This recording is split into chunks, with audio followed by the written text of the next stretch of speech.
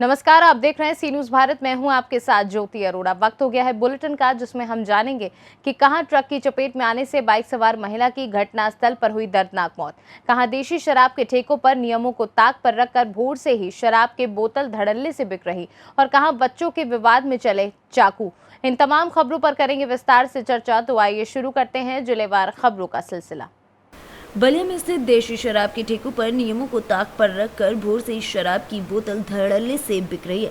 इसकी वानगी मंगलवार को प्रातः 7 बजे बिचला घाट चौकी अंतर्गत राजेंद्र नगर देशी शराब की दुकान पर देखने को मिली। आबकारी विभाग के नियमानुसार देशी व अंग्रेजी शराब की दुकानों को प्रातः 10 बजे से रात्रि 10 बजे तक संचालित करने का निर्देश है, लेकिन बलिया जनपद के राजेंद्र नगर स्थित देशी शराब की दुकानों पर भोर में 4 बजे से ही शराब मिलने लग रही है। मंगलवार की सुबह करीब 7 बजे एक व्यक्ति झोले में शराब की बोतल लेकर बेचते हुए नजर आया, जिसका वीडियो सोशल मीडिया पर वायरल हो गया। शराब के एक शौकीन ने बताया कि इन दुकान के आसपास पर 10 रुपए अतिरिक्त देने पर किसी भी समय शराब दे दी जाती है। ऐसे में सवाल उठना लाजमी है कि कच्ची शराब के खिलाफ आबकारी विभाग अभियान चलाकर कार्रवाई तो करने की बात कह रहा है, लेकिन खुलेआम भोर से ही शराब बेचे जाने वाले आवंटियों पर कार्रवाई क्यों नहीं की जाती है। वहीं देशी शराब की दुकानों पर सुबह से शराब बेचे जाने की सूचना नहीं होने की बात भी की जा रही है। बलिया से सी न्यूज संवाददाता राजू गुप्ता की रिपोर्ट। जौनपुर के सरपतहा स्थानीय थाना क्षेत्र के सराय मोहद्दीनपुर चौराहे के समीप गिट्टी लदी ट्रक की चपेट में आने से बाइक सवार महिला की घटनास्थल पर ही दर्दनाक मौत हो गई। प्राप्त जानकारी के अनुसार क्षेत्र के हमजापुर गांव निवासी शमीमा बानो पत्नी दीन मोहम्मद 45 वर्षीय मंगलवार की शाम लगभग 5:30 बजे अपने पुत्र के साथ मोटरसाइकिल पर शाहगंज से अपने घर हमजापुर जा रही थी। सराय मोहद्दीनपुर चौराहे के समीप पहुंची तभी सामने से आ रही गिट्टी लदी ट्रक की चपेट में आने से शमीमा बानो की घटनास्थल पर ही दर्दनाक मौत हो गई, जबकि बाइक चालक उनका पुत्र बाल बाल बच गया। चौराहे पर ज्यादा भीड़ होने के कारण ट्रक चालक मौका पाकर फरार हो गया। सूचना पाकर मौके पर पहुंची पुलिस ने ट्रक को हिरासत में ले लिया, शव को कब्जे में लेकर पोस्टमार्टम के लिए भेज दिया। सूचना पाकर घटनास्थल पर पहुंचे परिजनों का रो रो कर बुरा हाल है। खान बड़ेपुर। क्या नाम है उनका बेटा? उनका औरत का नाम नहीं जानता वो। नहीं जानते हो? कहाँ रहते वो? उसर गाँव। यहाँ किस लिए आए थे वो? काम कर लिए जा रहे थे। काम करता है बाजार। वो? अच्छा, नाम पता मालूम नहीं कुछ भी? नहीं, बेटे के लड़के का नाम पता है सद्दाम। लड़के का क्या नाम है? सद्दाम। सद्दाम। जौनपुर से दिवाकर मिश्रा के साथ दीपक सिंह की रिपोर्ट। जौनपुर उत्तर रेलवे के मंडल रेल प्रबंधक सुरेश कुमार सप्रा ने शाहगंज रेलवे स्टेशन का निरीक्षण किया। मंगलवार दोपहर अपनी विशेष सैलून ट्रेन से शाहगंज स्टेशन पहुंचे डीआरएम ने यात्री व्यवस्थाओं, साफ सफाई और निर्माणाधीन परियोजनाओं का जायजा लिया। इस दौरान सीनियर डीसीएम रेखा शर्मा भी साथ में वहां पर रही। डीआरएम एसके सप्रा अपनी विशेष सैलून से मातहत सीनियर डीसीएम रेखा शर्मा के साथ दोपहर करीब 12 बजे स्थानीय रेलवे स्टेशन पर निरीक्षण करने पहुंचे। वहां पर उतरकर उन्होंने साफ सफाई और अन्य सुविधाओं का बारीकी से निरीक्षण किया। उन्होंने मौके पर मौजूद मातहत कर्मचारियों को आवश्यक दिशा निर्देश भी दिए। उन्होंने बिना समय गंवाए प्लेटफॉर्म की साफ सफाई, रनिंग रूम, फूड स्टॉल, आरक्षण काउंटर आदि का निरीक्षण किया। इससे बीच उन्होंने महीने भर पहले हुए पिछले निरीक्षण के दौरान दिए गए दिशा निर्देशों की प्रगति के बारे में भी जानकारी ली। आधा घंटा से ज़्यादा देर तक निरीक्षण करने के बाद डीआरएम अपनी सैलून से फैजाबाद रेलवे स्टेशन के लिए रवाना हो गए। निरीक्षण के दौरान रेलवे और आरपीएफ का पूरा स्टाफ चाक चौबंद रहा। इस मौके पर स्टेशन अधीक्षक आरपी राम, प्रभारी निरीक्षक अनूप सिन्हा आदि प्रमुख रूप से उपस्थित रहे। जौनपुर से दिवाकर मिश्रा के साथ दीपक सिंह की रिपोर्ट।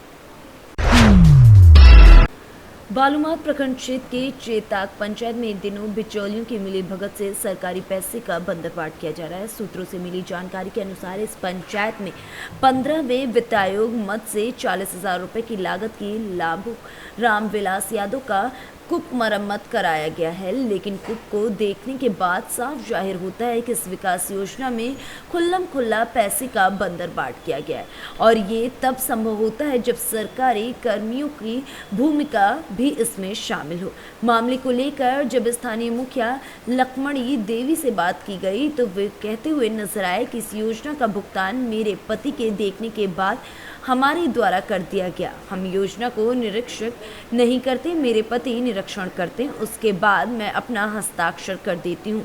ये कौन सी योजना है ये देखना पड़ेगा। सूत्रों के हवाले से ये भी खबर सामने आ रही है कि इस योजना की प्रकालना राशि 40,000 रुपये स्थानीय बिचौलियों और संबंधित कर्मियों की मिली भगत से निकाल ली गई है, लेकिन अब देखना ये होगा कि सरकार के हजारों रुपए के बंदरबाट करने वाले लोगों पर कब तक स्थानीय प्रशासन द्वारा कानूनी कार्रवाई की जाएगी।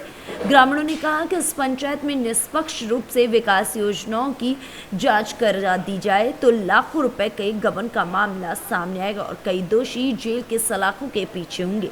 ग्रामीणों ने उपायुक्त लातेहर से अनुरोध किया है कि इस विषय पर हस्तक्षेप करते हुए संबंधित कर्मियों और दोषी बिचौलियों पर सख्त से सख्त कानूनी कार्रवाई की जाए और इस पंचायत में पूर्व में हुए विकास योजनाओं की भी जांच कराई जाए ताकि दोषियों पर कानूनी कार्रवाई हो सके। बालूमाथ से सी न्यूज़ संवाददाता मोहम्मद अरबाज की रिपोर्ट। खाचरौद में बच्चों के विवाद में चाकू चला, जिसके बाद घायल को रतलाम रेफर कर दिया गया। खाचरौद थाना क्षेत्र में अबरार पिता छोटे खान निवासी सुमन गली मंसूरी मस्जिद के पास आपसी विवाद को लेकर कुछ हमलावरों ने चाकू से जानलेवा हमला कर दिया। हमला रावत पथ पर किया गया। घायल और आरोपी सुमन गली मंसूरी मस्जिद के पास रहते हैं। बच्चों का विवाद था, उसमें बड़े लड़ पड़े और विवाद मालीपुरा में हुआ। बाद में ये विवाद रावत पथ पे हुआ। चाकू से घायल को रतलाम अस्पताल पहुंचाया गया। खाचरौद पुलिस अरविंद गनावा ने पूरे मामले में जानकारी दी है। खाचरौद से सी न्यूज़ संवाददाता सुरेश जाटवा की रिपोर्ट।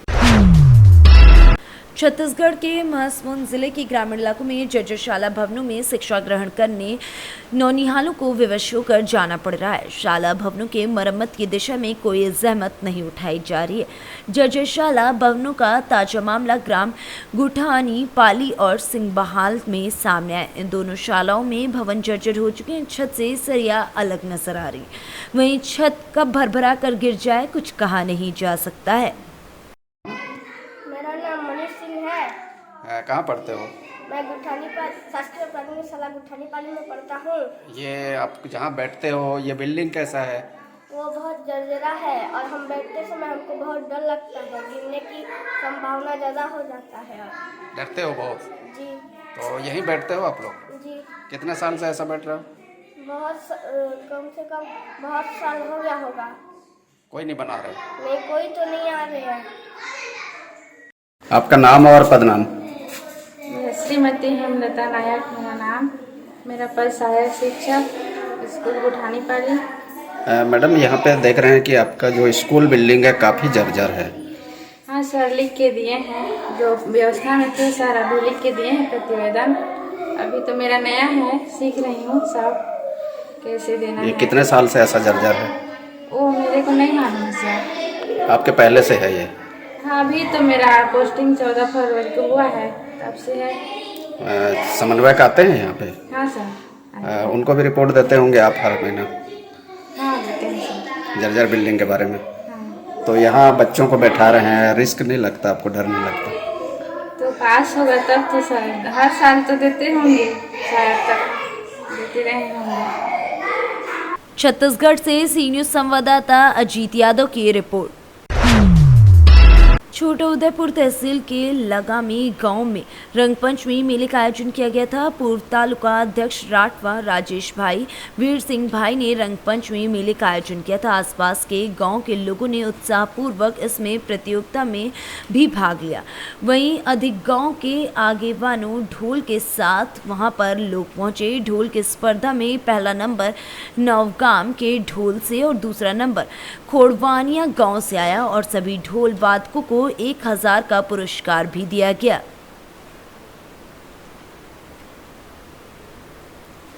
छोटा उदयपुर से सी न्यूज संवाददाता विष्णु राठवा की रिपोर्ट। छोटा उदयपुर जिले से एलसीबी के द्वारा गुजरात राज्य के अलग अलग जिले में से मोटरसाइकिल चोरी करने वाले आरोपी युवकों को 10 मोटरसाइकिल के साथ गिरफ्तार किया गया है। वहीं इस पूरे मामले का खुलासा पुलिस अधिकारियों द्वारा किया गया है।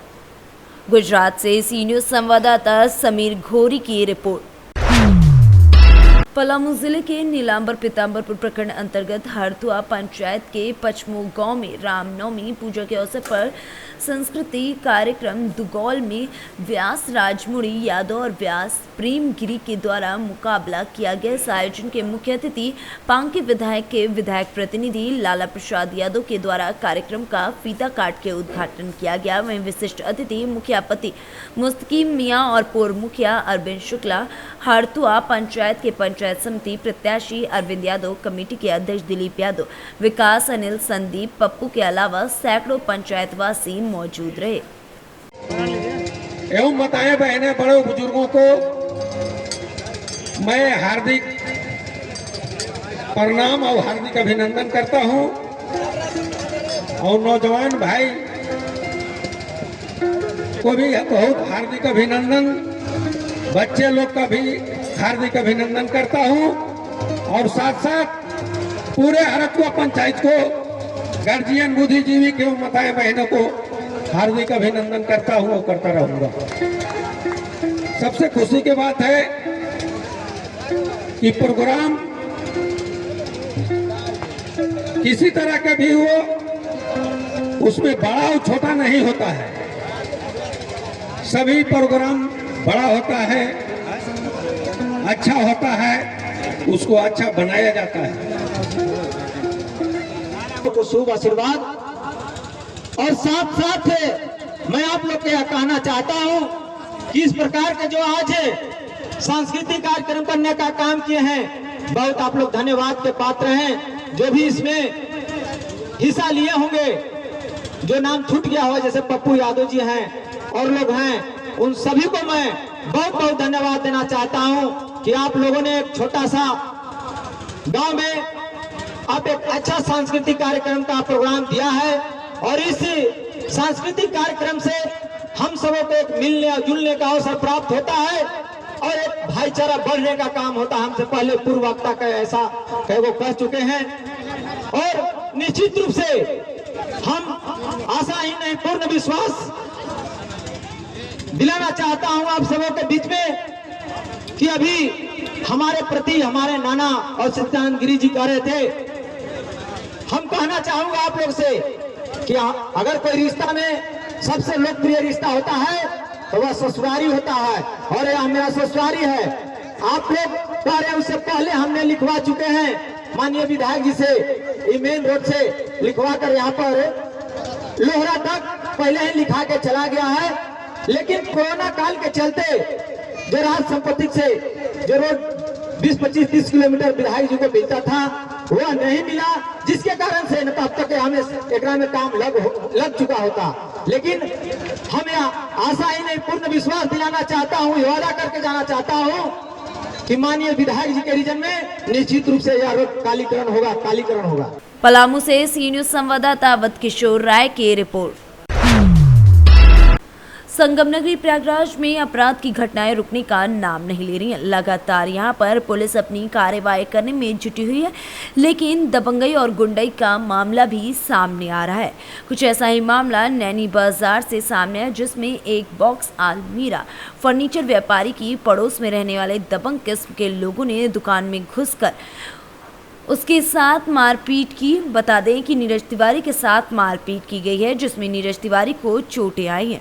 वहीं घटना का सीसीटीवी फोटो वायरल हो गया, जिसके बाद पुलिस हरकत में आई और दिनेश तिवारी, संजय तिवारी, सुरेश तिवारी, राजेश तिवारी संग 22 अज्ञात के खिलाफ मामला दर्ज कर जांच शुरू कर दिया गया है।